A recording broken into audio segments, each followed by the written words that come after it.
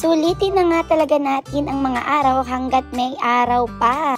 Mamimiss na naman natin ang summer dahil ang winter ay kumakaway na. Kaya naman tuwing nagkakasabay kami ng off ni Daddy, ay sinisigurado naming makakalabas kami kasama si Chokoy. Kaya pinuntahan na namin ang isa sa mga paborito naming park na matatagpuan lang din dito sa Lethbridge.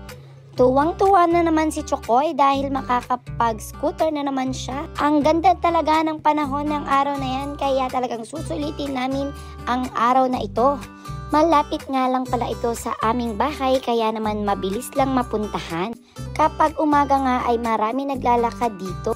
At kahit nga may araw ng umaga na yan ay naka-jacket nga kami ni Daddy dahil nga malamig na ang panahon ngayon.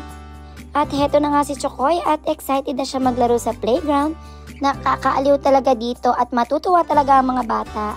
Sabi ko nga kay Sib ay umikot-ikot kami at enjoy namin ng weather. Kaya naman dinala niya kanyang scooter para naman makalibot kami sa buong park. Pinili ko naman na maglakad-lakad ngayon para naman pagpawisan ako. Dahil nakakawala talaga ng stress kapag naglalakad-lakad at tumatakbo. Nag-video na nga rin pala ako habang nagja-jogging ako.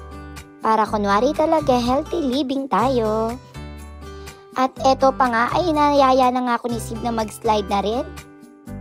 Nakakatuwa din talaga at para akong bumabalik sa pagkabata. Dahil naaalala ko nung bata ako ay wala kaming magandang playground sa lugar namin noon sa Pilipinas.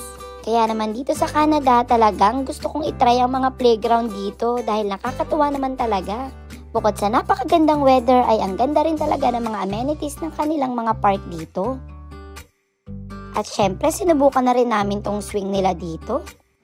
Ang sarap talaga mag-swing dahil ang sarap tinanghangin dito sa Payban Park. Ay talagang na-enjoy talaga namin tong umaga na ito. Habang naglalakad nga kami ni Chokoy ay nadaanan nga namin itong lake. Nung minsan nga ay may nakita kami ritong mga nangingisda. Parang hobby na nila dito ang mangisda.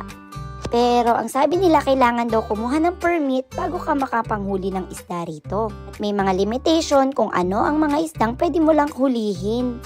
Isa lamang yan sa mga rules dito sa Canada. Kaya naman napapanatili nila ang kagandahan ng mga lugar dito sa kanilang bansa. Ayan na nga at namanghanga si Sib sa kanyang nakita at para daw may puno ng bulak. Sabi ko nga kay Sib ay huwag siyang titingin sa camera para hindi halatang kami lang din ang nag-video sa amin. Pinagpatuloy na nga namin ang aming laro serye dito sa Payban Park at talaga namang na-enjoy ko din talaga.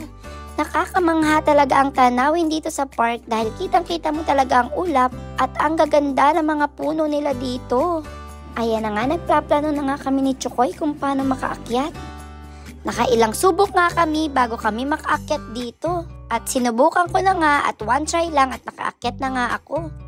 Hindi talaga susuko si Chokoy hanggang sa makaakyat siya dito sa bato.